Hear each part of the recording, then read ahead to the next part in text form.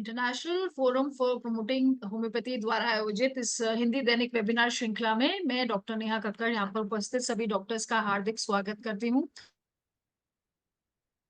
जैसा कि आप सब जानते हैं, आईएफपीएच निरंतर दैनिक वेबिनार आयोजित करता है। 7:30 से 8:30 हमारा हिंदी सेशन होता है, 8:30 से 9:30 हमारा इंटरनेशनल इंग्लिश सेशन और 9:30 से 10:30 होता है हमारा लोकल मलयालम सेशन। तो आज का सेशन स्टार्ट करने से पहले भी हम अपनी रूटीन प्रेयर करेंगे। तो आज का हमारा 762वां सेशन है और हमारी जो गेस्ट स्पीकर हैं वो है डॉक्टर अंजलि बिहानी। डॉक्टर अंजलि का मैं बहुत बहुत स्वागत करती हूँ आज के सेशन में। तो डॉक्टर अंजलि का एक छोटा सा इंट्रो मैं देना चाहूंगी। ये बीएचएमएस एमएपीसी सीजीओ सीजीसी इनकी क्वालिफिकेशन है। ये ex vice principal impact paramedical and health institute में रह चुकी हैं। एक्स असिस्टेंट प्रोफेसर रह चुकी हैं संस्कृति कॉलेज ऑफ होम्योपैथिक फार्मेसी में और फिलहाल जो है सब्जेक्ट मैटर पे एक्सपर्ट है एट हेल्थियंस डायग्नोस्टिक लैब्स। इन्होंने काउंसलिंग साइकोलॉजी में पोस्ट ग्रेजुएशन भी किया है और एक पोक्सको ट्रेनर है जो इंडियन मेडिकल एसोसिएशन द्वारा वाला सर्टिफाइड है। एक सर्टिफाइड जेनेटिक काउंसलर भी है। तो काफी सारी मेडिकल ट्रेनिंग इनकी हुई है और आज का जो है वो है। नमस्कार। मेरा पिछला लेक्चर जिन लोगों ने अटेंड किया था उनको ध्यान होगा, मैंने पिछली बार भी एक हार्मोनल टॉपिक उठाया था जो कि अगेन हमारे पिट्यूटरी ग्लैंड से रिलीज होने वाला हार्मोन है प्रोलैक्टिन। एंड आज मैंने जो टॉपिक लिया है वो भी कहीं ना कहीं उसी से लिंक्ड है। मैंने टॉपिक उठाया है हाइपोथायरॉयडिज्म। मैंने इन पूरा थायराइड प्रोफाइल इसने लिए लिया क्योंकि मुझे लगता है जितना मैं अब तक पढ़ती आई हूँ, पढ़ाती आई हूँ, डिस्कस करती आई हूँ कि थायराइड अपने आप में बहुत वास्ट टॉपिक है। अगर हम पूरा थायराइड प्रोफाइल इकट्ठे उठाते हैं तो हम बहुत सारी चीजें ऐसी है जो एक बार में डिस्कस नहीं कर पाएंगे। इसलिए मैंने इंडिविजुअली हाइपोथायरॉयडिज्म उठाया है। एंड हाइपोथायरॉयडिज्म पिट्यूटरी से इसलिए लिंक्ड है क्योंकि इसका जो स्टिमुलेशन है वो आपका हाइपोथैलेमस से आता है, releasing hormone, and then TSH जो आपका पिट्यूटरी से रिलीज होता है जो कि major control of release of thyroid hormones में हेल्प करता है। हाइपोथायरॉयडिज्म क्या है? एक वो कंडीशन है जिसमें थायराइड ग्लैंड ठीक से काम नहीं करता है एंड जिसकी वजह से T3 T4 कम बनता है। एंड T3 T4 कम बनने की वजह से बॉडी में बहुत सारे मेटाबॉलिज्म जो रेगुलेट हो रहे होते हैं थायराइड ग्लैंड की वजह से, जैसे कि हमारा ग्लूकोज मेटाबॉलिज्म है वो भी इनडायरेक्टली थायराइड ग्लैंड सपोर्ट करता है, बहुत सारे हार्मोन्स के सिक्रीशन को सपोर्ट करता है। तो अगर थायराइड ग्लैंड ठीक से काम नहीं करेगा, T3 T4 कम रहेगा, तो बॉडी का ओवरऑल मेटाबॉलिज्म जो है वो अफेक्ट होता है। इसीलिए द कॉमनेस्ट सिम्टम हाइपोथायरॉयडिज्म में है वेट गेन, जो हम लोग जनरली बहुत पहला क्वेश्चन हम यही पूछते हैं कि आपको वेट गेन है कि नहीं है अगर हम हाइपोथायरॉयडिज्म की तरफ जा रहे हैं। ठीक है, बहुत सारे मेटाबॉलिज्म तो स्लो होता ही होता है, साथ में बहुत सारे वेरियस हमारे बॉडी के जो सिस्टम्स हैं वो इसमें अफेक्ट होते हैं, इंक्लूडिंग डाइजेस्टिव सिस्टम एंड आपका हार्मोनल, जो हमारा पूरा बॉडी का हार्मोनल स्टेसिस है वो सारा इसमें इफेक्ट होता है। रेगुलेशन थायराइड हार्मोन का जो सिक्रीशन है वो बेसिकली जो हम एक वर्ड यूज करते हैं नेगेटिव फीडबैक मैकेनिज्म से कंट्रोल होता है। बेसिकली दो हार्मोन होते हैं थायराइड में, T3 and T4। T3 is triiodothyronine and T4 is thyroxine.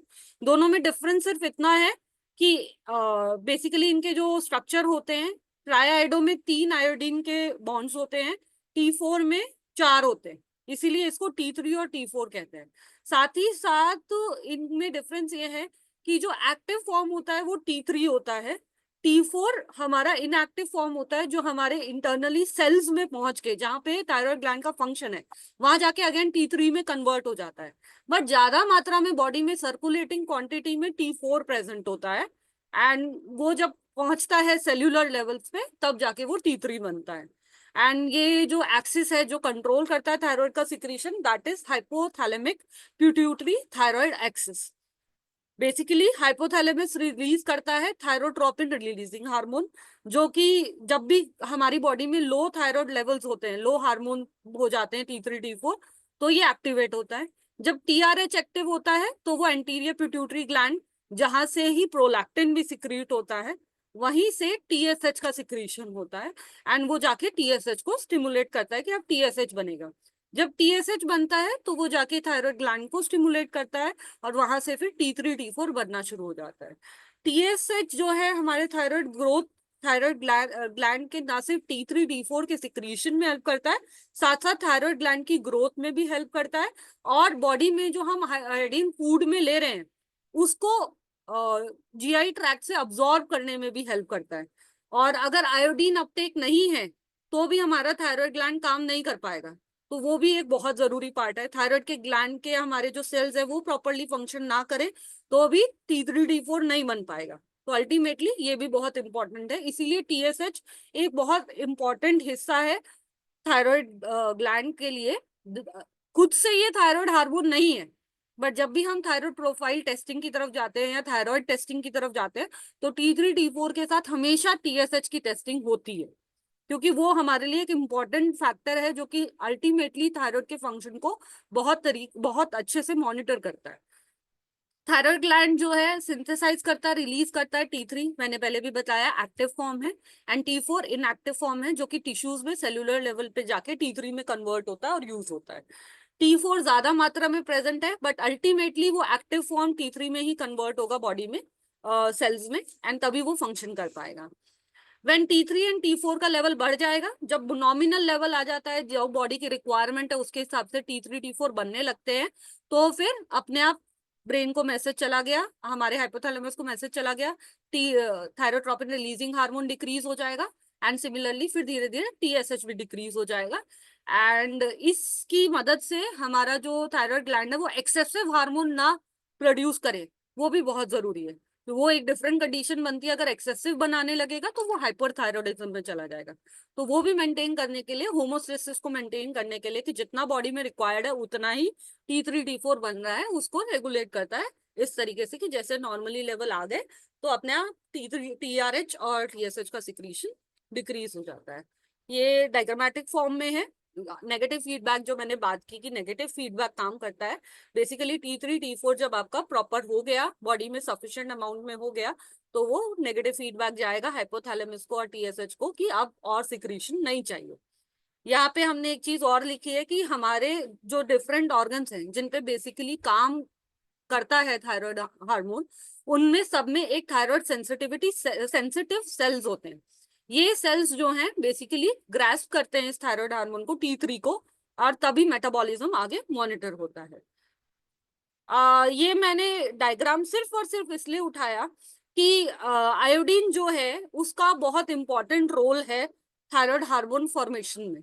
अगर एक तरीके से ये रॉ प्रोडक्ट है हमारी बॉडी में थायराइड हार्मोन बनने के लिए, और अगर ये नहीं है तो हमारा ये एक जो स्टेप आप कॉर्नर में देख रहे हैं जीआई ट्रैक्ट वाला, वो पूरा डिलीट हो जाएगा।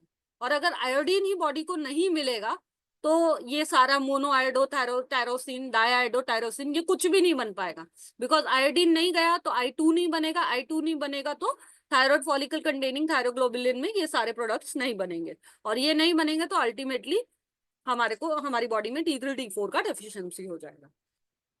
अब इसको इसको इस पॉइंट को लेने का मेरा एक इम्पॉर्टेंट रीजन और था।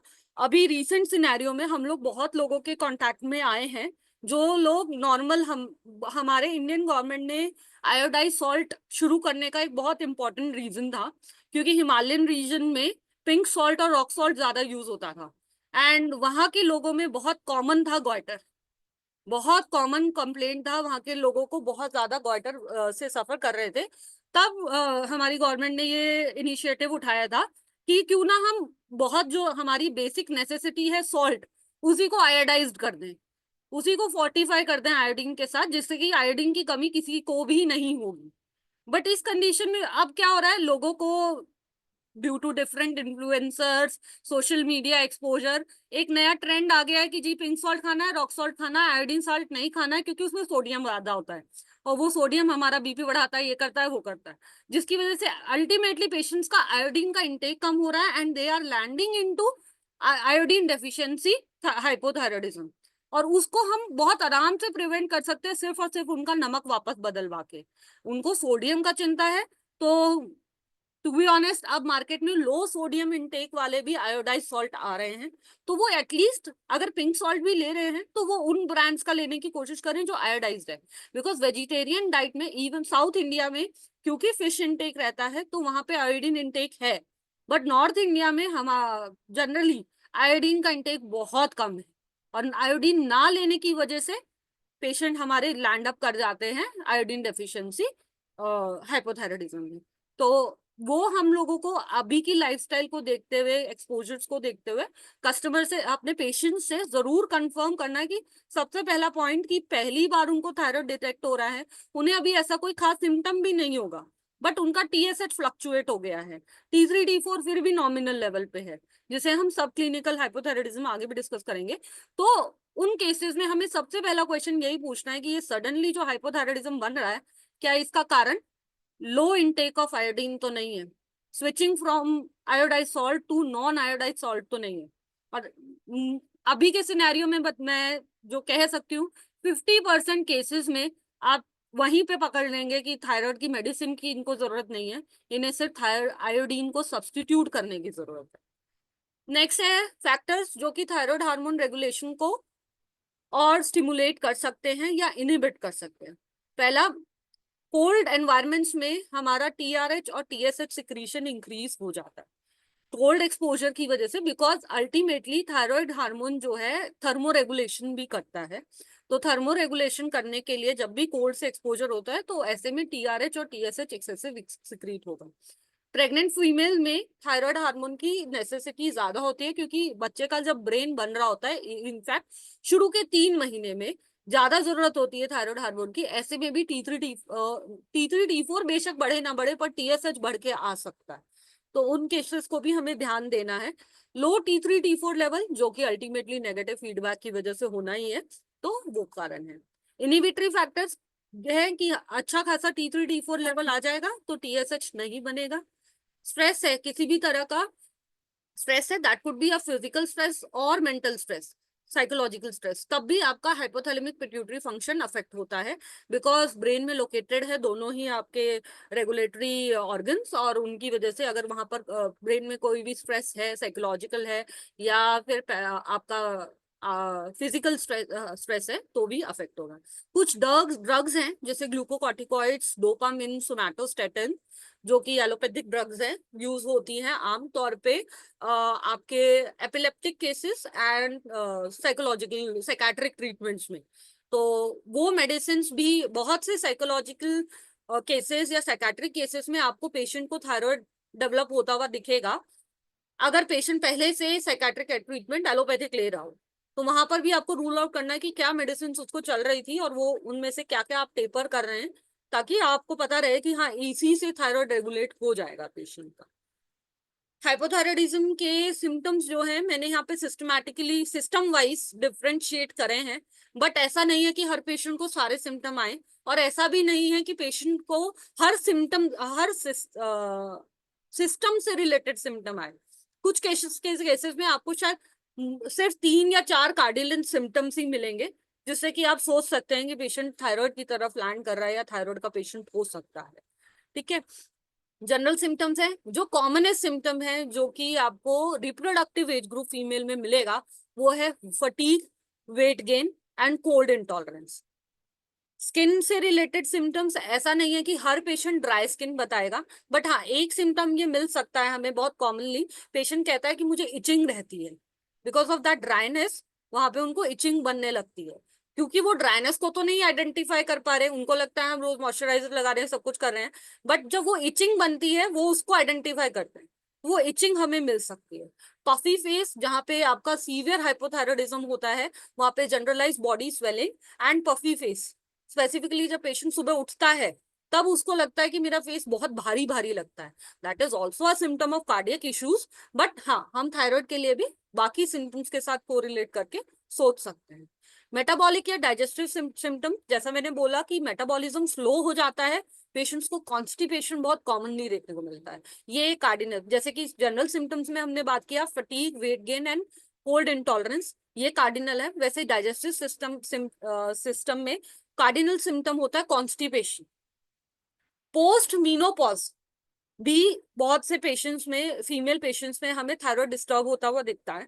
उन पेशेंट्स में साथ ही साथ क्योंकि ईस्ट्रोजन लेवल्स भी डिप हो रहे हैं, हाई कोलेस्ट्रॉल लेवल्स भी हाइपोथायराइडिज्म का एक बहुत प्रोमिनेंट सिम्टम है, जो कि हमें, अगर पेशेंट ने सिर्फ लिपिड कराता आ रहा है वो रेगुलरली, और अचानक हमें दिख रहा है कि उसका लिपिड लेवल एकदम डिस्टर्ब हुआ हुआ है, साथ में थायराइड भी डिस्टर्ब है, तो वो एक कार्डिनल सिम्टम मैच हो जाता है। डिक्रीज एपेटाइट हो सकता है, बट ये 100% नहीं है कि हर पेशेंट में मिलेगा। जो कॉमन सिम्टम है आपके डाइजेस्टिव सिस्टम से रिलेटेड, वो है कॉन्स्टिपेशन, जो बहुत कॉमनली मिलता है थायराइड के पेशेंट्स में।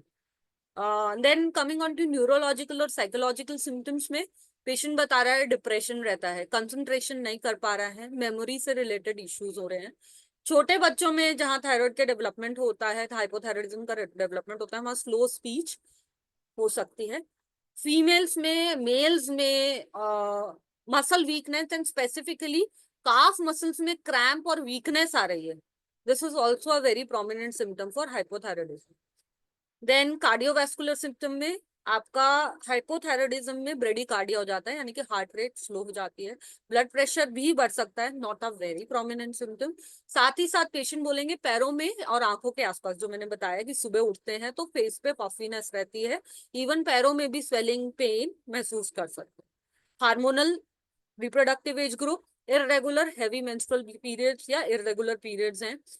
डिक्रीज लिबिडो भी हो सकता है, because ultimately hormone regulates other hormones, तो उसके thyroid hormone regulates other hormones, तो वो डिक्रीज लिबिडो हो सकता है। फर्टिलिटी इश्यूज भी आ सकते हैं, बट ये बहुत प्रोमिनेंट सिम्टम्स नहीं है। थायराइड पेशेंट में जरूरी नहीं है कि हमें हार्मोनल या रिप्रोडक्टिव सिम्टम्स मिले, वो हर केस में नहीं मिलते। हेयर, बहुत कॉमन सिम्टम है thinning of hair and hair loss. Males में हेयर लॉस एंड फीमेल्स में thinning of hair with hair fall, ये बहुत कॉमन सिम्टम्स है। ड्राई ब्रिटल नेल्स हो सकते हैं, बट ड्राई ब्रिटल नेल्स बहुत और रीजन से भी हो सकते हैं। कैल्शियम डेफिशिएंसी हो सकती है, विटामिन डी डेफिशिएंसी हो सकती है, इसलिए हमें उसको भी साथ में रूल आउट करना पड़ेगा। पैलर हो सकता है, क्योंकि इन केसेस में थायराइड डेफिशिएंट हाइपोथायराइडिज्म में ये भी देखा गया है कि पेशेंट कई बार अनीमिक भी हो जाता है, तो अनीमिया होने की वजह से आयरन अपटेक नहीं हो पाता है प्रॉपरली, तो उनको अनीमिया भी हो सकता है, तो उस केस में भी पैलर आ जाता है। एक कंडीशन होती है सीवियर हाइपोथायराइडिज्म की, जिसे हम लोगों ने टर्म दिया हुआ है मिक्सोडीमा, क्लिनिकल टर्म है ये। इन एक्सट्रीम केसेस जहाँ पे थायराइड ट्रीट नहीं किया जाता, एक लाइफ थ्रेटनिंग सिचुएशन बन सकती है, एक्सट्रीम फटीग, इवन पेशेंट आपका कंफ्यूजन या कोमा में भी जा सकता है। बॉडी टेम्परेचर बहुत डिक्रीज हो जाता है, बिकॉज थायराइड हार्मोन का काम है बॉडी टेम्परेचर रेगुलेट करना, और कोल्ड सेंसिटिव हो जाता है पेशेंट, तो उसकी वजह से लो बॉडी टेम्परेचर। फेस और टंग का जो स्वेलिंग है वो हो जाता है, डिफिकल्टी इन ब्रीदिंग रहता है। ये डिफिकल्टी इन ब्रीदिंग भी आने का यही कारण है, क्योंकि टंग इतनी स्वेलअप हो जाती है कि पेशेंट ठीक से ब्रीथ नहीं कर पाता, एंड जिसकी वजह से उसको ब्रीदिंग डिफिकल्टी आती है। अब बेसिकली हाइपोथायराइडिज्म को डिफरेंट कैटेगरीज में डिवाइड किया गया है, depending on the origin of the issue: primary, secondary, tertiary, sub clinical and central hypothyroidism. Primary की बात करें, प्राइमरी जैसा कि वर्ड हमें बताता है, प्राइमरी प्राइमरी ऑर्गन कौन सा है? थायराइड ग्लैंड खुद। तो जब थायराइड ग्लैंड खुद ठीक से फंक्शन नहीं कर रहा होता है और उसकी वजह से डिक्रीज प्रोडक्शन होता है हार्मोन का, T3 T4 का, तो उसे हम प्राइमरी हाइपोथायराइडिज्म कहते हैं। इसका मेजर कारण है हाशिमोटो थायरोइडाइटिस, जिसमें ऑटो इम्यून डिसऑर्डर होता है, जहां पर बॉडी में एंटी टीपीओ या एंटी टीजी, ये दो एंटीबॉडीज हैं, बन रहे होते हैं, जो कि थायराइड ग्लैंड को ठीक से काम नहीं करने देते, आयोडीन का अपटेक नहीं करने देते, या फिर आयोडीन के अपटेक के बाद जो थायरोग्लोबुलिन में चेंजेस आते हैं उनको प्रॉपरली नहीं होने देते हैं। Mono iodo, di iodo and tri iodo में फॉर्मेशन नहीं हो पाता है, जिसकी वजह से फिर अल्टीमेटली हाइपोथायराइडिज्म हो जाएगा। दूसरा iodine deficiency, which is the commonest one. Iodine deficiency, iodine proper dose में नहीं है, बॉडी में नहीं जा रहा है, तो डेफिनेटली 3T3 4 नहीं बन पाए। कुछ केसेस हैं जहां पे not because of thyroid issue, because of other carcinogenous issues, जहाँ पे रेडियो एक्टिव थेरेपीज दी जाती हैं, या रेडियो एक्टिव थेरेपी दी गई है due to some other cancer, जैसे ओरल कैंसर है, थ्रोट कैंसर है, तो वहां पे वो रेडिएशन की वजह से थायराइड ग्लैंड जो है डिस्ट्रॉय हो जाता है। उन केसेस में प्राइमरी हाइपोथायराइडिज्म हो सकता है। एंड कुछ केसेस में जहाँ पे थायराइड ग्लैंड का ही कैंसर है और उसको थायराइडेक्टमी किया गया है तो वहां पे भी हाइपोथायराइडिज्म हो सकता है। कंजेनाइटल हाइपोथायराइडिज्म जो कि बच्चों में बचपन से मिलेगा, and this could be because of under developed thyroid gland और एब्सेंट थायराइड ग्लैंड। और ऐसा तब आपको देखने को ज्यादा मिलेगा जहां parent mother already is a known case of hypothyroidism, और ड्यूरिंग प्रेगनेंसी उनका T3 T4 लेवल सब प्रॉपरली वर्क नहीं कर रहा था, जिसकी वजह से बच्चे का भी ब्रेन भी और थायराइड ग्लैंड भी ठीक से नहीं बन पा रहा। ड्रग इंड्यूस्ड है जो कि बेसिकली हमारे थायराइड ग्लैंड को इफेक्ट करती हैं, जैसे कि लिथियम या एमियाड्रोन। ये अगर पेशेंट कंटिन्यूअसली ले रहा है तो भी उसका थायराइड ग्लैंड ठीक से फंक्शन नहीं कर पाता है, बिकॉज लिथियम और आयोडीन, लिथियम बेसिकली आपके आयोडीन के अब्जॉर्प्शन को हिंडर करता है, जिसकी वजह से आयोडीन अब्जॉर्ब नहीं हो पाएगा प्रॉपरली, और lithium causes primary hypothyroidism. Secondary secondary organ जहां पे हम बात करते हैं, पहुंच जाते हैं अगले ऑर्गन पे। Thyroid gland was primary organ, secondary organ है हमारे पास पिट्यूटरी ग्लैंड, जिसका काम होता है TSH बनाना। अगर पिट्यूटरी ग्लैंड ठीक से काम नहीं कर रहा है तो ये again it can cause secondary hypothyroidism. जो हमने पिछले, मेरा लेक्चर जो था पिछला प्रोलैक्टिन का, उसमें भी हमने बात करी थी शीहान सिंड्रोम की। शीहान सिंड्रोम में बेसिकली पोस्ट डिलीवरी जब पेशेंट को ऑक्सीजन, बहुत ज्यादा ब्लड लॉस हो जाता है, ब्रेन के लिए ऑक्सीजन सप्लाई कम हो जाती है, तो पिट्यूटरी ग्लैंड का नेक्रोसिस हो जाता है, जिसकी वजह से पिट्यूटरी से बनने वाला कोई भी हार्मोन ठीक से नहीं बनेगा, तो अल्टीमेटली TSH भी नहीं बनेगा। ब्रेन इंजरी, सर्जरी या पिट्यूटरी के ट्यूमर्स हैं। Commonest pituitary tumour is prolactinoma, but और भी ट्यूमर्स हो सकते हैं, इट्स नॉट नेसेसरी कि हर बार प्रोलैक्टिनोमा ही हो। प्रोलैक्टिनोमा में तो बेसिकली प्रोलैक्टिन ज्यादा बनता है, बट कोई ऐसा ट्यूमर है जो proper functioning of pituitary gland को रोक रहा है, इनहिबिट कर रहा है, तो फिर वो TSH नहीं बनेगा, तो T3 T4 भी नहीं बन पाएगा। नेक्स्ट है tertiary, moving on to the third level. Tertiary level पे अगर हम बात करें तो हम आते हैं हाइपोथैलेमस पे।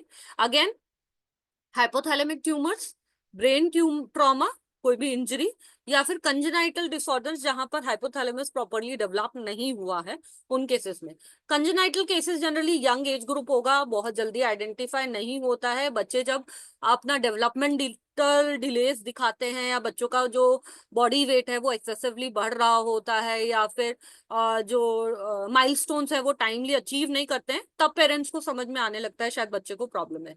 या फिर डिलीवरी के टाइम ही डॉक्टर्स अच्छे से एग्जामिन करें, पीडियाट्रिशियन, नियोनेटोलॉजिस्ट जो है वो एग्जामिन करें, उनको लगे कि ये बच्चा इज नॉट, जैसा कि मिक्सोडीमा में होता है, फेशियल स्वेलिंग, टंग स्वेलिंग, और वो सब उनको 2 से 3 दिन में ही देखने को मिल जाएंगी, तो वो अगर वहां पर ही आइडेंटिफाई हो जाए तो ये कंजेनाइटल केसेस आइडेंटिफाई हो जाएंगे। सब clinical hypothyroidism is the most commonest form in current scenario, जहां पे T3 T4 बिल्कुल नॉर्मल रहते हैं, सिर्फ TSH एलिवेटेड रहता है। एंड अगर इसको सही टाइमली मैनेज ना किया जाए तो this can lead to over hypothyroidism, यानी कि प्रॉपरली डेवलप्ड हाइपोथायराइडिज्म बन सकता है। इसके ये केसेस अभी इसलिए भी कॉमन है, जैसा अभी मैंने बताया कि आयोडीन डेफिशिएंसी हो जाती है, पेशेंट्स आयोडीन नहीं ले रहे हैं, आयोडीन फॉर्म किसी भी फॉर्म में उनकी बॉडी में नहीं जा रहा है, तो उसकी वजह से डेफिशिएंसी हो जाती है, and that leads to sub clinical hypothyroidism initially, and then leading into clinical thyroidism, hypothyroidism. Sub clinical का एक दूसरा रीजन ये भी हो सकता है, जो ऑटो इम्यून हाइपोथायराइडिज्म के केसेस होते हैं वो पहले इनिशियली डेवलप करते हैं सब क्लिनिकल हाइपोथायराइडिज्म।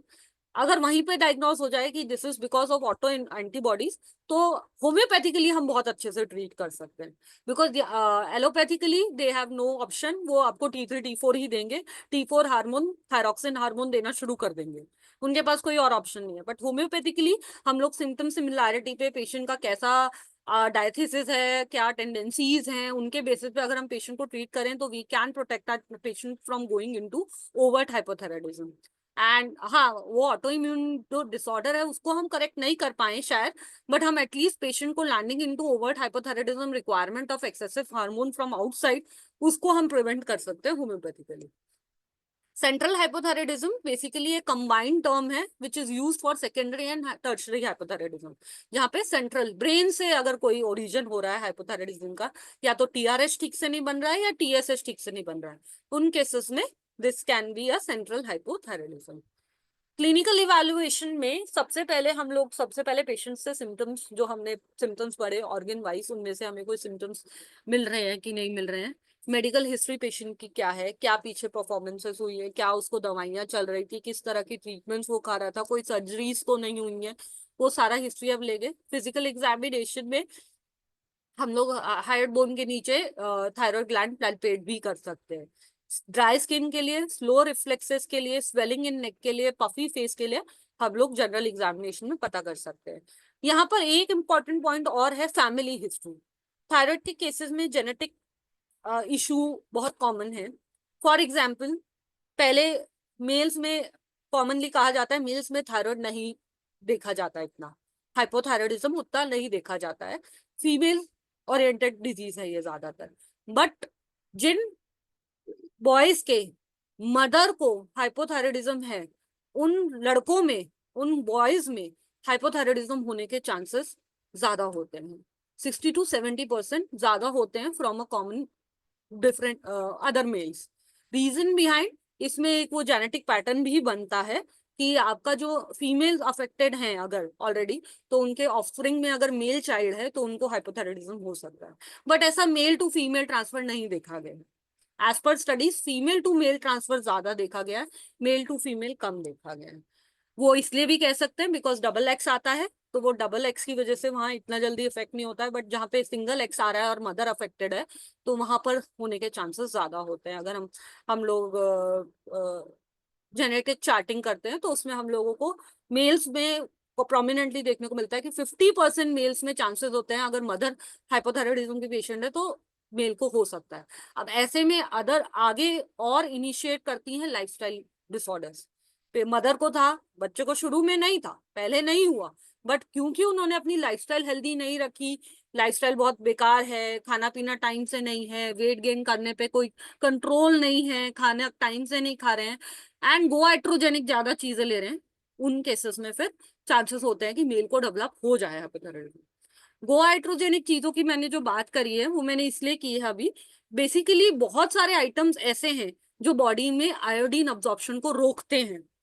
तो ऐसे पेशेंट्स जिनको हम बिना दवाई के, होम्योपैथिक दवाई के साथ मैनेज कर रहे हैं, उनके साथ साथ अगर हम पेशेंट को अच्छी डाइट बताएं जो कि उनके थायराइड फंक्शन को और इम्प्रूव कर सकती है, तो वो हमारे पेशेंट्स के लिए और अच्छा रहेगा। फॉर एग्जाम्पल, जैसा मैंने बताया कि आयोडीन सॉल्ट उनको कंपलसरी करना है।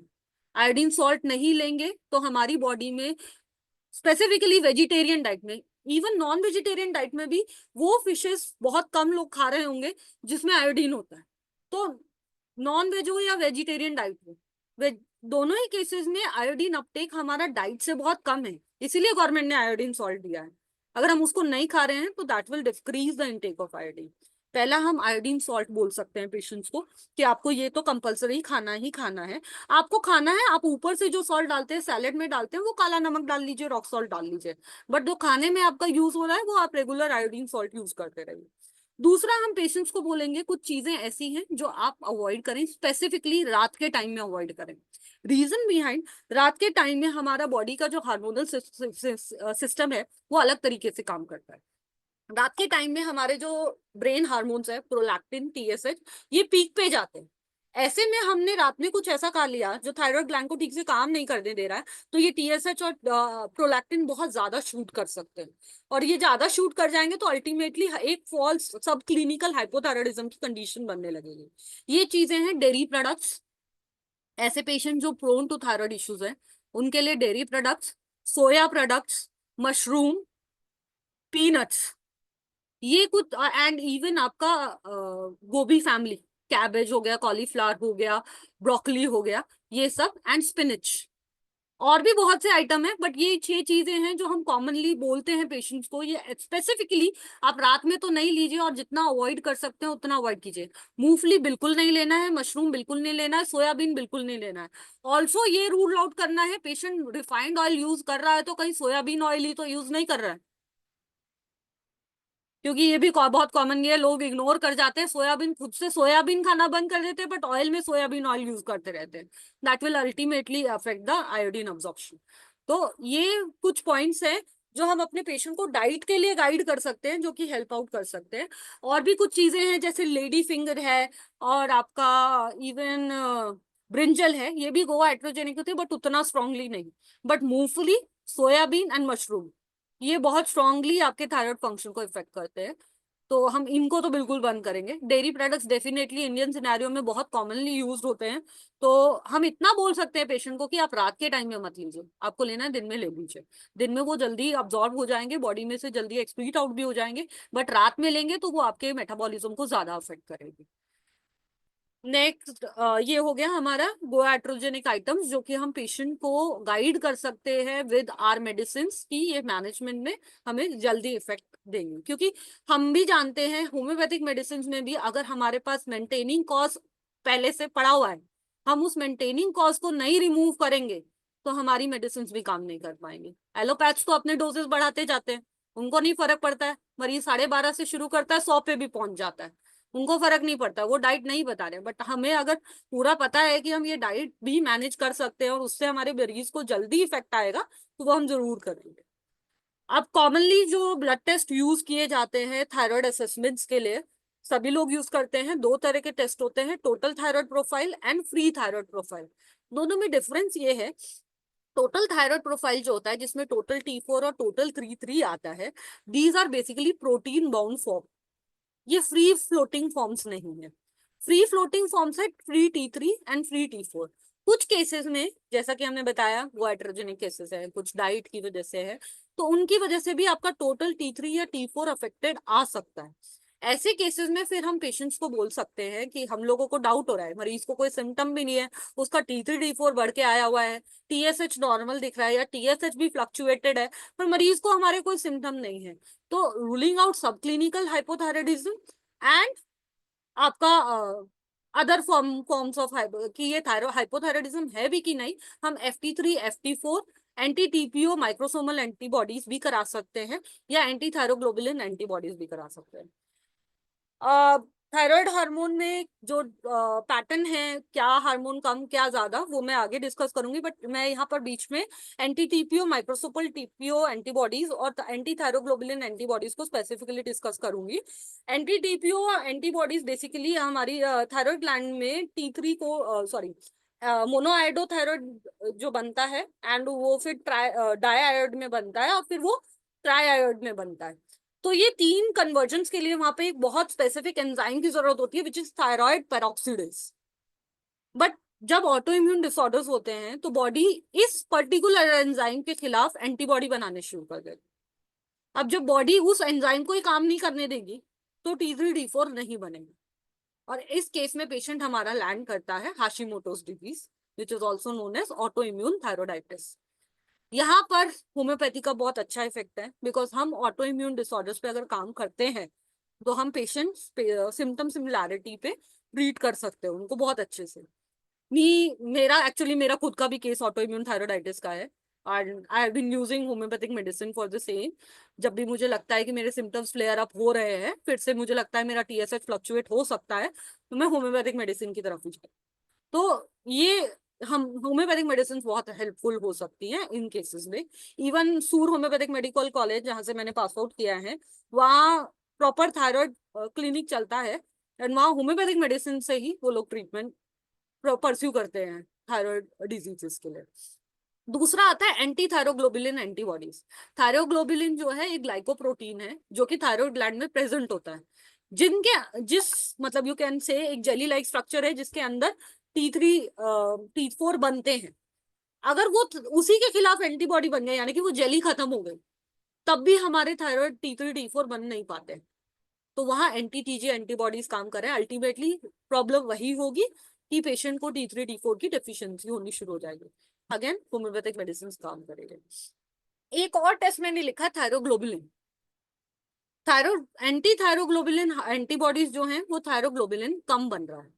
थायरोग्लोबुलिन जब एक्सेसिव बनने लग जाए, वो जेली की क्वांटिटी बहुत बढ़ जाएगी, तो T3 T4 ज्यादा बनेंगे। And this is a case generally thyroglobulin को थायराइड कैंसर के केसेस में रेगुलरली मॉनिटर किया जाता है।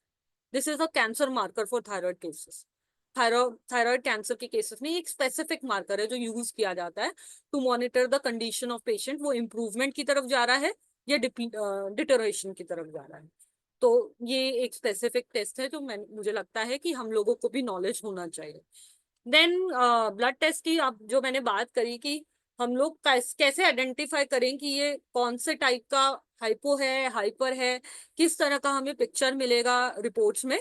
तो टीएसएच अगर बढ़ा हुआ है तो हम देखेंगे FT4, ठीक है।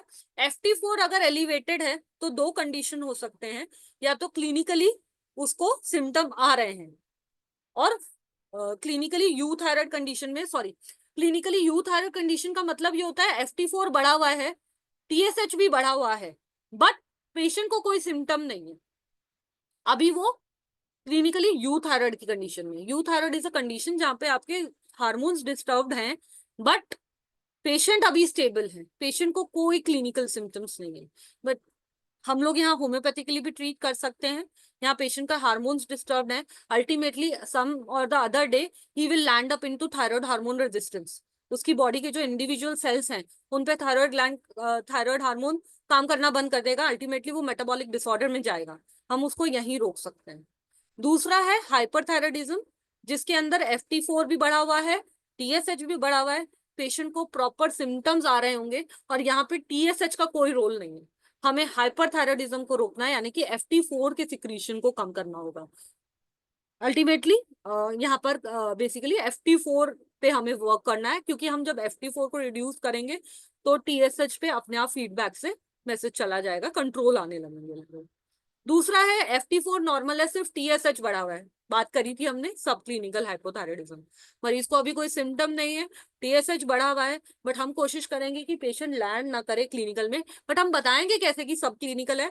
हम एंटी TPO टेस्ट करेंगे, एंटी TPO के साथ साथ हम लोग एंटी TG भी कर सकते हैं, क्योंकि जनरली सब क्लिनिकल हाइपोथायराइडिज्म के केसेस में ऑटो इम्यून डिसऑर्डर्स देखने को मिलते हैं। ये केसेस वो भी हो सकते हैं जिनको अभी एंटी TPO नहीं बन रहा है, बट उन्हें ऑलरेडी RA है। कोई भी ऑटो इम्यून डिसऑर्डर अगर पेशेंट को है, वो पेशेंट्स भी land up into hypothyroidism, auto immune hypothyroidism बहुत कॉमनली हो सकता है। तो हमें वो भी ध्यान में देना है कि हमारे पेशेंट को ऑलरेडी कोई ऑटो इम्यून डिसऑर्डर तो नहीं है, स्पेसिफिकली जैसे RA हो गया जो कि जनरलाइज सिस्टम को अफेक्ट करता है।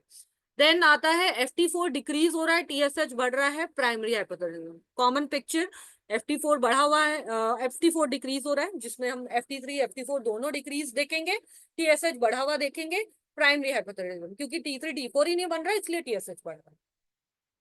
नॉर्मल है TSH, कोई फर्दर टेस्टिंग की जरूरत नहीं है। TSH डिक्रीज है, FT4 बढ़ा हुआ है, प्राइमरी हाइपोथायराइडिज्म। नॉर्मल है FT4 पर T3 एलिवेटेड है, वो T3 टॉक्सिकोसिस हो सकता है। कुछ ऐसे केसेस होते हैं, स्पेसिफिक केसेस होते हैं जहाँ पे T4 पे बिल्कुल इफेक्ट नहीं आता है, बट T3 हमें डिक्रीज दिख रहा होता है या बढ़ा हुआ दिख रहा होता है। तो उन केसेस में हम लोगों को स्पेसिफिकली आइडेंटिफाई करना पड़ता है, because this is a specific T3 related case. Elevated T3 toxicosis normal आ रहा है तो सब क्लिनिकल हाइपरथायराइडिज्म हो सकता है। डिक्रीज हो गया है FT4 और TSH भी डिक्रीज है, TSH भी नहीं बन रहा है, FT4 भी नहीं बन रहा है, this could be a central cause. ऊपर से स्टिमुलेशन ही नहीं आ रहा है, इसीलिए थायराइड ग्लैंड काम ही नहीं कर रहा है। वो हमें रूल आउट करना पड़ेगा कि इशू तो नहीं आ रहा है, वहीं सेंट्रल सिस्टम से कोई इशू तो नहीं आ रहा। ठीक है, नेक्स्ट आता है non thyroidal illness causing derange TFT, also known as sick euthyroid syndrome. Euthyroid की अभी हमने बात करी थी। कुछ केसेस ऐसे होते हैं जहाँ पे पेशेंट को एक्चुअल में थायराइड प्रॉब्लम नहीं है, बट वो किसी क्रॉनिक इलनेस से सफर कर रहा है, जिसकी वजह से उसकी बॉडी में मेटाबॉलिक डिसऑर्डर्स आ रहे हैं और उसका थायराइड ग्लैंड ठीक से काम नहीं कर रहा है। Abnormal thyroid function test results are common in patients with both acute and chronic illness. Starvation के केसेस हैं, acute illness हुई है, पेशेंट को बहुत तेज इंजरी हो गई है, ब्रेन इंजरी हो गई है, बेड रिडन हो गया है, स्ट्रोक आ गया है, या कोई ऐसी क्रॉनिक इलनेस है जिसकी वजह से उसका खाना पीना ठीक नहीं है, that can lead to thyroid disorders, जिन्हें हम sick euthyroid syndrome भी कहते हैं। बायोकेमिकल पैटर्न इज टिपिकली, इसमें बेसिकली हमें देखने को मिलता है कि FT3 का जो कंसंट्रेशन है वो लो हो जाता है, एंड बट और सिर्फ FT3 लो रहता है, लो FT3 सिंड्रोम, जिससे हमने अभी पीछे भी डिस्कस किया। इस केस में हमें आमतौर पे दिखेगा FT4 भी लो हो सकता है, TSH नॉर्मल भी हो सकता है, लो भी हो सकता है, बट इतना लो नहीं होता है TSH की वो हमें क्रिटिकल हाइपरथायराइडिज्म की तरफ दिखेगा। हाइपरथायराइडिज्म में जो पिक्चर होती है उसमें T3 T4 दोनों बढ़े हुए होते हैं, एंड TSH जो होता है आपका बहुत लो हो जाता है, इवन 0.000 वैल्यूज में चला जाता है। उतना लो हाइपरथायराइडिज्म जैसा TSH नहीं मिलेगा, बट हाँ इसमें T4 भी कम मिलेगा, TSH भी कम मिलेगा, क्योंकि बॉडी में प्रॉपर न्यूट्रिशन ही नहीं जा रहा है, तो T3 बनेगा कैसे? और ब्रेन के पास स्टिमुलस ठीक से पहुंच नहीं पा रहा है, ब्रेन हमारा ठीक से काम कर नहीं पा रहा। कारण क्या है? जब पेशेंट स्टारवेशन में है, माल नरिश्ड है, तो उसकी बॉडी में प्रोटीन नहीं है, प्रोटीन प्रॉपरली नहीं गया हुआ है, प्रोटीन एसिमिलेशन नहीं है, तो जो T4 बाइंडिंग प्रोटीन कंसेंट्रेशंस है, जो T4 को बाइंड करने वाला प्रोटीन है, वो भी कम हो रहा है। तो ultimately it will lead to this reduced activity of hepatic D1 deiodinase. ये बेसिकली एक हेपेटिक एंजाइम होता है जिसका काम होता है आयोडीन कन्वर्जन, जो अब्जॉर्प्शन होता है GI ट्रैक्ट से, तो आयोडीन को I माइनस में कन्वर्ट करता है ये, तो वो भी रिड्यूस हो जाता है। डिमिनिस्ड हाइपोथैलेमिक फंक्शन, ब्रेन में हाइपोथैलेमिज्म अगर थैलेमस ठीक से काम नहीं कर रहा है। Magnitude of the change in thyroid function in non thyroid illness has prognostic value, क्योंकि जितना जल्दी हमारा पेशेंट नॉन थायराइड इलनेस से रिकवर करेगा, उतना ही जल्दी थायराइड फंक्शन में रिकवर होने के चांसेस होते हैं।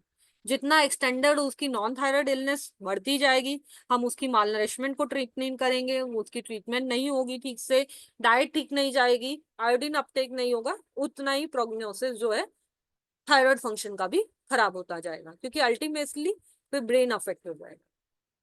Coming on to thyroid function in pregnancy, शुरू में ही मैंने बात की थी कि प्रेगनेंसी के टाइम में थायराइड का जो है लेवल्स फ्लक्चुएट होता है। रीजन बिहाइंड, क्योंकि जो बेसिकली T3 T4 का टोटल T3 T4 का कंसंट्रेशन है उस टाइम पे इंक्रीज जरूरत होती है, क्योंकि उस टाइम बच्चे का ब्रेन डेवलप हो रहा है। तो उस टाइम पे अगर T3 T4 की मात्रा सफिशिएंट नहीं मिलेगी बॉडी के अंदर, तो अल्टीमेटली बच्चे का डेवलपमेंट अफेक्ट होगा, तो ऐसे में T3 T4 बढ़ के आ सकता है। इवन जो प्लेसेंटल HCG है और उसका जो सब यूनिट होता है वो TSH से मैच करता है, जो इसीलिए अर्ली प्रेगनेंसी में TSH एगोनिस्ट जो TSH रिसेप्टर्स हैं वो बाइंड हो जाते हैं, एंड उसकी वजह से भी T4 T3 में राइज हो जाता है। वो इस तरह का कॉम्प्लेक्स बन जाता है कि TSH की मात्रा जो है उसमें इंक्रीज हो जाती है, एंड उसकी वजह से HPT एक्सिस पे फीडबैक चला जाता है, और TSH तो डिक्रीज हो जाता है पर T3 T4 भी बढ़ने लगता है। ट्राई ट्राइमेस्टर स्पेसिफिक, इसीलिए जो प्रेगनेंसी है, प्रेगनेंसी में TSH का reference range is different from normal population, क्योंकि रिक्वायरमेंट बॉडी में ज्यादा होती है T3 T4 की, तो TSH भी उस हिसाब से बढ़ना चाहिए। थायराइड स्टिमुलेटिंग हार्मोन, खाली अगर हम फर्स्ट ट्राइमेस्टर में सिर्फ TSH पेशेंट्स का मॉनिटर कर रहे हैं तो वो मिसलीडिंग हो सकता है, हमें साथ में FT4 वैल्यू भी मॉनिटर करनी जरूरी है, ताकि हम कोई भी इनएक्यूरेट डिसीजन ना लें। जेस्टेशन, जब पेशेंट थर्ड ट्राइमेस्टर की तरफ जा रहा है, तब TSH कंसेंट्रेशन ज्यादा अच्छी होती है, पर T4 डिक्रीज हो सकता है उन केसेस में, क्योंकि अब ब्रेन डेवलप हो चुका है, अब बेसिकली बॉडी के अदर ऑर्गन्स डेवलप हो रहे हैं, तो फिर TF4 की उतना रिक्वायरमेंट नहीं है। In some cases anti thyroid peroxidase भी हम लोगों को मॉनिटर करना पड़ सकता है, बिकॉज ड्यूरिंग प्रेगनेंसी भी ऑटो इम्यून डिसऑर्डर्स ट्रिगर हो सकते हैं। इसलिए कॉमनली देखा जाता है gestational hypothyroidism and gestational diabetes, ये दो ऐसे ऐसे डिसऑर्डर्स हैं जो कई बार प्रेगनेंसी के टाइम पे ही डायग्नोज होते हैं, और प्रेगनेंसी के बाद कई लोगों में ये रिकवर कर जाता है पेशेंट, अच्छी डाइट लेने से, अच्छा लाइफस्टाइल मॉनिटर करने से। कई बार नहीं होता है बिकॉज वो उसको कैरी फॉरवर्ड नहीं कर पाते हैं, अच्छी डाइट नहीं ले पाते हैं, मेडिसिन सडनली बंद कर देते हैं, तो उनपे इफेक्ट आ जाता है। अब कुछ फैक्टर्स हैं जो थायराइड फंक्शन को इफेक्ट करते हैं। नियोनेट्स, नवजात शिशुओं में, इन्फेंट्स में आमतौर पे T4 का लेवल इंक्रीज होता है, क्योंकि थायराइड बाइंडिंग ग्लोबुलिन्स भी ज्यादा होते हैं। तो T3 थोड़ा कम होता है, जो कि एक्टिव फॉर्म है, फ्री फॉर्म है, और T4 जो है, जो बेसिकली बाइंड रहता है थायराइड बाइंडिंग ग्लोबुलिन से, वो उसकी मात्रा थोड़ी सी ज्यादा मिलती है। TSH लेवल्स सेंट्रल हाइपोथायराइडिज्म में कई बार ऐसा देखने को मिलेगा कि TSH लेवल तो ठीक है बट T3 T4 लेवल बहुत लो जा रहे हैं। ऐसा केसेस में तब भी देखने को मिल सकता है कि पेशेंट ट्रीटमेंट पे था, वो ऑलरेडी ट्रीटमेंट ले रहा था हाइपरथायराइडिज्म की या हाइपोथायराइडिज्म की, या प्रेगनेंसी में था या फिनाइटोइन थेरेपी चल रही थी, उसको कोई ऐसी थेरेपी चल रही थी जिससे कि ब्रेन अफेक्ट हो गया। तो ब्रेन अफेक्ट हुआ, TSH की मात्रा तो एक स्टेबल बनी रही बट वो उतनी नहीं बनी रही कि T3 T4 की स्टिमुलेशन कर पाए प्रॉपरली। तो दैट कैन बी रीजन। एक स्पेसिफिक केस है जो कि हम लोगों को लैब में बहुत ज्यादा देखने को मिलता है कि कुछ मशीनें होती हैं, वो TSH का एक स्पेशल वेरिएंट होता है, उसको डायग्नोज नहीं कर पाती, उसको मतलब बता नहीं पाती है, और उन केसेस में हमें एक फॉल्स रीडिंग आ जाती है कि पेशेंट का TSH बहुत लो है, 0.03, 0.003, 0.001 ऐसी वैल्यू आती है, जबकि T3 T4 बिल्कुल नॉर्मल है पेशेंट का। पेशेंट को कोई हाइपरथायराइडिज्म के सिम्टम्स नहीं है। ऐसी कंडीशन में क्लिनिकल कोरिलेशन बहुत जरूरी है। साथ ही साथ जरूरत हो तो आप उनका रीअसेसमेंट्स भी करा सकते हैं, रीअसेसमेंट्स ऑन डिफरेंट इंस्ट्रूमेंट्स, क्योंकि कुछ इंस्ट्रूमेंट्स हैं जो कि इस वेरिएंट को नहीं डिटेक्ट कर सकते, तो आप एक डिफरेंट लैब पे जाके टेस्टिंग करवा सकते हैं। ऑटोइम्यून डिसऑर्डर्स में प्रेजेंट, और मैंने जो बात करी थी कि जैसे रूमेटॉइड अर्थराइटिस है या अदर ऑटोइम्यून डिसऑर्डर्स हैं, उनमें भी आपको थायराइड हार्मोन्स अफेक्टेड दिख सकते हैं। ड्रग्स लाइक एल्डोपा, लिथियम, ग्लूकोकॉर्टिकॉइड्स, फिनाइटोइन, जो कि आमतौर पे एल्डोपा, लिथियम और फिनाइटोइन आपके साइकाट्रिक डिसऑर्डर्स के लिए, एपिलेप्सी के लिए, सीजर्स के लिए यूज होती है। ग्लूकोकॉर्टिकॉइड जो है आपके कॉर्टिसोल लेवल्स को कंट्रोल करने के लिए यूज होते हैं, कई बार अस्थमा के केसेस में भी यूज होते हैं, तो उन केसेस में भी आपके थायराइड फंक्शंस को इन्फ्लुएंस कर सकते हैं। एक बहुत इंपॉर्टेंट चीज है जो हम लोगों को थायराइड हार्मोन के टेस्टिंग को रीड करते हुए ध्यान देनी है कि थायराइड हार्मोन सर्काडियन और डायनल वेरिएशन शो करता है, स्पेसिफिकली TSH। TSH हार्मोन जो होता है, बेसिकली TSH एंड प्रोलैक्टिन, जो मैं अभी बता रही थी कि मिड नाइट में पीक पे होता है। जब हमारा पेशेंट उठता है, उठते ही जब उसका TSH होता है वो पीक पे होता है। जैसे जैसे दिन बीतता है उसका TSH डिक्रीज हो जाता है, और TSH हमेशा पल्सेटाइल मैनर में सिक्रीट होता है। तो मॉर्निंग का जो राइज होता है, अगर पेशेंट उठते ही सैंपल दे रहा है तो कई बार TSH में फॉल्स राइज आ सकता है। ऐसे में हम पेशेंट को ये भी एडवाइस कर सकते हैं कि आप उठने के 2 घंटे बाद भी एक बार टेस्ट करा लीजिए, जैसा हमने प्रोलैक्टिन में भी डिस्कस किया था कि हम पेशेंट को एडवाइस करते हैं कि प्रोलैक्टिन का टेस्ट उठने के 2 घंटे बाद कराइए। उसका भी रीजन यही था, क्योंकि जब पेशेंट उठते ही सैंपल देता है तो TSH में भी वो पीक देखने को मिल सकती है। तो उठने के 2 घंटे बाद हम T3 T4 नॉर्मल है, पेशेंट को कोई सिम्टम नहीं है, हमने सब क्लिनिकल भी रूल आउट कर लिया कि नहीं, तो उसका तो TPO भी ठीक है, एंटी TPO भी ठीक है, एंटी TG भी ठीक है, और कुछ हमें मिल नहीं रहा है, ना ही उसे कोई लॉन्ग टर्म इलनेस है, तो ऐसे केस में हम पेशेंट को ये भी बोल सकते हैं कि आप अपना टेस्ट जो है उठने के 2 घंटे बाद कराएं। दूसरा एक फैक्टर है recent exposure to digital things in evening, specifically सोने से पहले जब पेशेंट डिजिटल एक्सपोजर ज्यादा रखता है तो उसकी डीप स्लीप अफेक्ट होती है। डीप स्लीप अफेक्ट होने की वजह से जब वो उठता है तब उसका TSH लेवल ज्यादा फ्लक्चुएटेड आ सकता है। अगेन, डिजिटल एक्सपोजर का भी पेशेंट को बोलना है कि अगर आप टेस्ट कराने वाले हैं सुबह तो कम से कम 8 से 10 घंटे का फास्टिंग प्रॉपरली करिए। फास्टिंग नहीं भी करते हैं तो नींद अपनी पूरी लीजिए, और उठने के 2 घंटे बाद TSH का सैंपल लीजिए, वो बेस्ट रहेगा, बिकॉज वहां पर आपका सारा जो भी फैक्टर्स अफेक्टिंग हैं वो कंट्रोल हो जाएंगे। T3 T4 हार्मोन जो है हमारे हमेशा प्लाज्मा प्रोटीन से बाइंडेड रहते हैं, तो कोई भी ऐसी डिजीज है जो प्रोटीन लेवल्स को अफेक्ट करती है, उन केसेस में भी आपका थायराइड ग्लैंड जो है अफेक्टेड है, जैसे क्रॉनिक लिवर डिसऑर्डर्स है जहाँ पे प्रोटीन्स के लेवल डिप्लीट हो जाते हैं, वहां पर excessive oestrogen androgen, patient steroids ले रहा है, जिमर्स हैं, बॉडी बिल्डर्स हैं जो स्टेरॉइड्स ले रहे हैं, उन लोगों में भी T3 T4 के वैल्यूज जो है मिसलीडिंग हो सकते हैं। टोटल T3 T4 नहीं कराएंगे हम, उनका FT3 FT4 ही कराएंगे, क्योंकि टोटल T3 T4 में ये स्टेरॉइड वाले जो प्रोटीन्स हैं वो बाइंड हो जाएंगे, उनकी वैल्यू हाई आएगी, वो हमारे लिए अच्छे रिपोर्ट्स नहीं देंगे, हम FT3 FT4 कराते देखेंगे।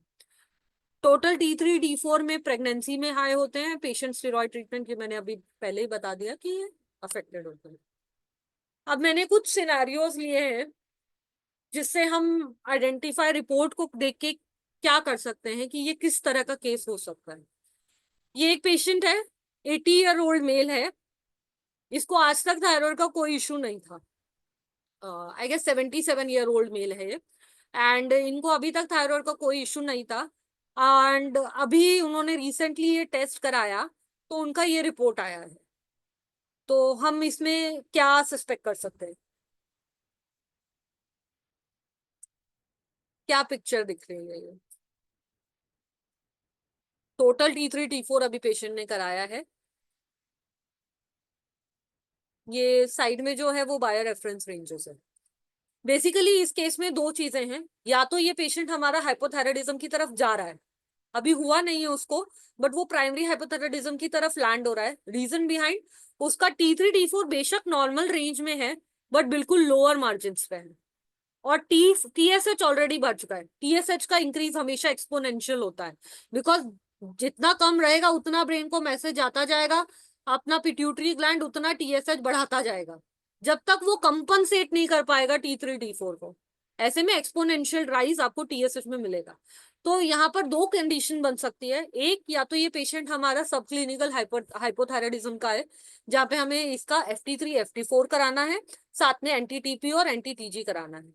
इस पेशेंट के अटेंडेंट से बात हुई थी, पेशेंट को कोई सिम्टम नहीं है, तो हमें ज्यादा डाउट इसका सब क्लिनिकल की तरफ से था, क्योंकि पेशेंट के अटेंडेंट भी खुद डॉक्टर हैं, उनको भी यही था कि इस पेशेंट को कोई सिम्टम नहीं है, वैल्यू बहुत हाई है, तो उनको उनका नेक्स्ट स्टेप यही था कि हम इनका एक बार FT3 FT4 एंड NT-TPO करा लें।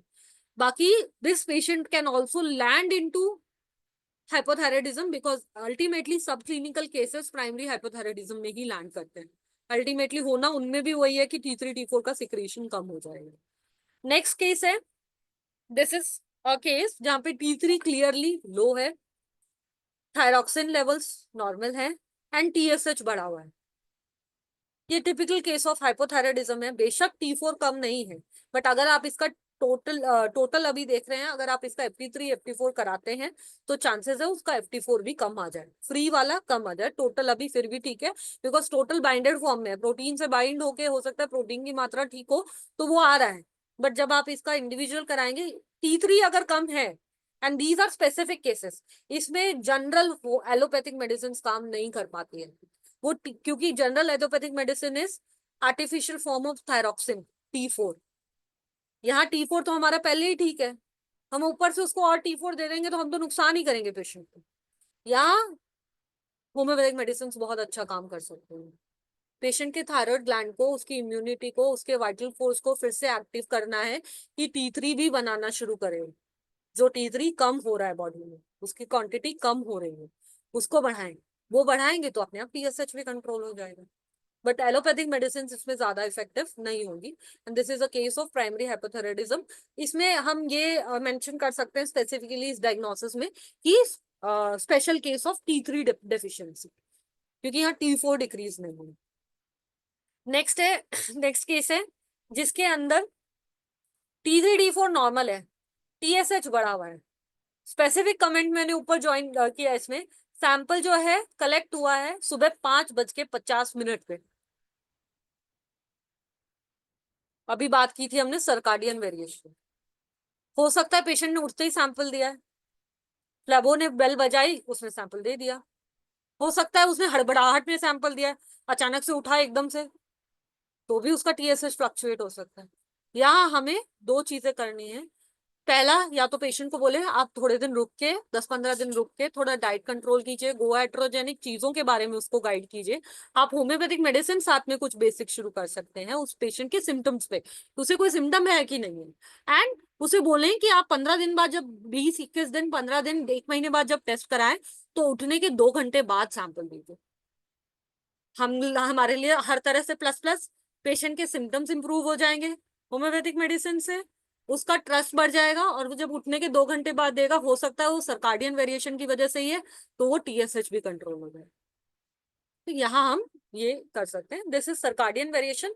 दूसरा हो सकता है कि ये सब क्लिनिकल हाइपोथायराइडिज्म का केस हो, तो इसीलिए मैंने बोला कि हम 20-21 दिन तक अपनी होम्योपैथिक मेडिसिन देंगे, क्योंकि उससे हमारे पेशेंट को कोई साइड इफेक्ट नहीं होने वाला, हम सिम्टम सिमिलैरिटी पे दे रहे हैं, दूसरा, हम 1 महीना वेट भी कर लेंगे, पेशेंट डाइटरी मॉडिफिकेशन भी कर लेगा, अगर उसका वहीं कंट्रोल हो गया तो हमें फर्दर सब क्लिनिकल हाइपोथायरायडिज्म को रूल आउट करने की जरूरत नहीं पड़ेगी। और अगर पेशेंट का वहां कंट्रोल नहीं हुआ और ये TSH हमें लगा कि नहीं कंट्रोल हो रहा है, बढ़ रहा है, या T3 T4 भी फ्लक्चुएट हो रहा है, फिर हम इसका सब क्लिनिकल की तरफ जाएंगे। इसका एंटी TPO करा सकते हैं, एंटी TG करा सकते हैं, FT3 FT4 करा सकते हैं, जो फर्दर इन्वेस्टिगेशन है। नेक्स्ट केस है, this is a patient, 30-year-old female है, 2 months प्रेग्नेंट है, T3 T4 नॉर्मल है, बॉर्डर लाइन हायर साइड पे है T4। डॉक्टर अंजलि, ये या हमारे एंड के सिर्फ 4 मिनट्स बचे हैं, तो आप प्लीज उस हिसाब से। हाँ मैम, ये please। लास्ट 2 स्लाइड्स ही हैं। ओके। तो इसमें हम लोगों को देखने को मिल रहा है T3 T4 जो है आपका नॉर्मल है, TSH बढ़ा हुआ है। अगेन पेशेंट हमारा फर्स्ट ट्राइमेस्टर में है, फर्स्ट ट्राइमेस्टर के लिए हमारा नॉर्मल रेंज इज 2.5, यहाँ ये बढ़ा हुआ है, but this is due to pregnancy, हमें वो भी ध्यान में रखना है। प्रेगनेंसी के टाइम पे हम लोगों को, हमारे पेशेंट को ज्यादा जरूरत है कि उसका थायराइड ग्लैंड ठीक से काम करे, और ऑलरेडी शायद बॉडी में T3 T4 इतना सफिशिएंट नहीं हो रहा है, इसलिए TSH को ज्यादा काम करना पड़ रहा है। ऐसे केसेस में एलोपैथ जनरली मेडिसिन थायराइड की शुरू कर देते हैं। हम लोग अपने पेशेंट को गोएट्रोजेनिक चीजों के बारे में बता सकते हैं, अपना होम्योपैथिक मेडिसिन दे सकते हैं जो कि डीप एक्टिंग ना हो, सुपरफिशियल मेडिसिन जो कि उसके थायराइड ग्लैंड के फंक्शन को इम्प्रूव कर सके, वो हम इसमें कर सकते हैं। ये प्रेगनेंसी इंड्यूस्ड हाइपोथायराइडिज्म है, जेस्टेशनल हाइपोथायराइडिज्म है, जो कि हम लोग करते हैं। ये टिपिकल पिक्चर ऑफ हाइपोथायराइडिज्म है जो हमें प्राइमरी हाइपोथायराइडिज्म में देखने को मिलती है। T3 T4 डिक्रीज है, TSH एक्सपोनेंशियली 200 पार चला गया है, 150 पार चला गया है, 150, 130, 149, और T3 T4 की मात्रा बिल्कुल लो है। ये टिपिकल पिक्चर है प्राइमरी हाइपोथायराइडिज्म की जो हमें देखने को मिलती है। एक ही लास्ट पिक्चर है, ये मैंने ली है, बेसिकली इसमें भी T3 T4 लो साइड पे आ रहा है, पर TSH इफेक्ट नहीं हो रहा है। This could be a case of central hypothyroidism, जिसमें TSH के लिए प्रॉपर जो बना तो रहा है, पर इतना कम बना रहा है दिमाग कि वो ठीक से अपने थायराइड ग्लैंड को स्टिमुलेट नहीं कर पा रहा है। तो ये प्राइमरी भी हो सकता है, ज्यादातर ये सेंट्रल हाइपोथायराइडिज्म का केस है। अगेन T4 कम है, TSH बढ़ा हुआ है, प्राइमरी हाइपोथायराइडिज्म। एक केस हमने देखा था जिसमें T3 लो था, TSH भी बढ़ा हुआ था, पर T4 नॉर्मल था। That was also primary and this is also primary hypothyroidism. That's all. thank you very much, doctor Anjani. Anjani ji, मैं एक आपसे सवाल करना चाहता हूँ। आप ये इंग्लिश में भी लेक्चर दे सकती हैं क्या? The same topic, doctor Anjani. मेरा शेयरिंग बंद हो गया है। शेयरिंग बंद है? ठीक है सर, ठीक है, हाँ जी पूछिए सर। नहीं, आप शेयरिंग करना चाहती हैं क्या? नहीं नहीं नहीं, मैं चेक कर रही थी कि शेयरिंग बंद हो गया। हाँ बोलिए। नहीं, शेयरिंग तो बंद है। मैं ये पूछ रहा था कि आप इंग्लिश सेशन में भी लेक्चर दे सकती हैं? सर दे सकती हूँ। तो मैं आपसे बात कल करके आपके लिए हिंदी इंग्लिश में, क्योंकि आपका ये प्रेजेंटेशन बहुत ही माइन्यूट ऑब्जर्वेशन पर डिपेंडेंट है, और मैं चाहता हूँ कि इसको हम लोग के और भी वाइडर लोग ऑडियंस को ये मिले। तो मैं आपसे कल बात करता हूँ, और आपका ये टाइम इसके लिए फिक्स ठीक है सर, ठीक है। बहुत बढ़िया प्रेजेंटेशन था। और नेहा जी, हम लोग का सेशन लगता है कि पूरा हो गया है, और doctor Anjani waiting for his, no just wait Anjani, doctor Neha will give the vote of thanks. Doctor Anjali का, जैसे डॉक्टर साहनी ने कहा, बहुत ही माइन्यूट ऑब्जर्वेशन था और काफी डिटेल्ड डिस्क्रिप्शन बताया कि कैसे हम थायराइड, हाइपरथायराइड, हाइपोथायराइड का डिफरेंट क्लिनिकल मैनिफेस्टेशन होती है, क्या लेवल कितना हो रहा है, T4 बढ़ा है तो क्या होगा, T3 बढ़ा है उसके बाद तो क्या होगा। तो जो आपने वो स्लाइड्स में बहुत ही डिटेल्ड दिखाया, वो भी क्लिनिकल पर्सपेक्टिव से, दैट वाज वेरी इंफॉर्मेटिव, बहुत इंफॉर्मेटिव सेशन रहा ये। बहुत सारी चीजें, नई नई चीजें हमें पता चली जो हमें भी नहीं मालूम थी, और किस तरह से हम डायग्नोस कर सकते हैं। It was a very wonderful session ma'am. Ma'am और होम्योपैथ्स में मैंने जो चीज देखी है अभी, जो कॉमनली मैं देखती हूँ, हम लोग डायग्नोसिस पे उतना फोकस नहीं करते हैं। हमारा मेन फोकस होता है सिम्टम्स पे और ट्रीटमेंट पे, बट हमारे पेशेंट इस समय इतने नॉलेज लेकर आते हैं ना, आधा तो वो गूगल ज्ञान से सब कुछ पढ़ के आते हैं। तो नहीं अगर हमने मैम, उनको उनसे एक लेवल ऊपर कुछ नहीं बताया ना, तो हम उनके लिए नहीं, काम के नहीं ये हैं। और डायग्नोस्टिक पॉइंट ऑफ व्यू इसलिए भी जरूरी है क्योंकि एज अ होम्योपैथ, जब एलोपैथ के पास हम जाते हैं, वो तो आपको डायग्नोसिस लिख के दे रहे हैं, वो पूछेंगे आपने हमारे डायग्नोसिस पे आपने क्या रिजल्ट दिया। तो इट इज वेरी इंपॉर्टेंट कि हम उसको पहले डायग्नोस्टिक नेम दें, जो मेडिकल नेम है, और फिर हम उसको ट्रीट करें, तो that will be obviously ma'am अभी ना अपर हम हैंड मुझे ऐसा लगता है तो कॉम्पिटिटिव थेरेपीज के साथ बात करने से ज्यादा पेशेंट को समझाना मुश्किल हो चुका हम है। लोग थोड़ा सा आप क्लोज करेंगे यस जी सर, जी यस सर, सर, बिल्कुल बिल्कुल। अगले बिल्कुल सर। सेशन के लिए, तो बहुत बहुत क्योंकि धन्यवाद हम लोग डॉक्टर अंजलि का, आपके साथ और सेशन जरूर हो, तो ये हमारी आशा रहेगी। धन्यवाद डॉक्टर अंजलि, और अब इंग्लिश सेशन के लिए मैं हैंड ओवर करती हूँ डॉक्टर अंजलि को। धन्यवाद। Thank you, Dr. Neha. Thank you, Sahani sir, and thank you whole Hindi team. Dr. Anjali, I was only last part of your lecture I heard. Actually, I missed your lectures. I think. Hope we'll meet. don't worry, Anjali. She will Okay. she will also come in English session next time. Okay. So now it is the time for the English session. Today is our 1715th day of continuous webinar. Welcome everyone to this webinar. Dr. Anjali, I am leaving. So I have Okay. made you the host. You know, Okay, thank you, sir. okay, Thank so you. I am leaving now. Yeah, I'm just informing you.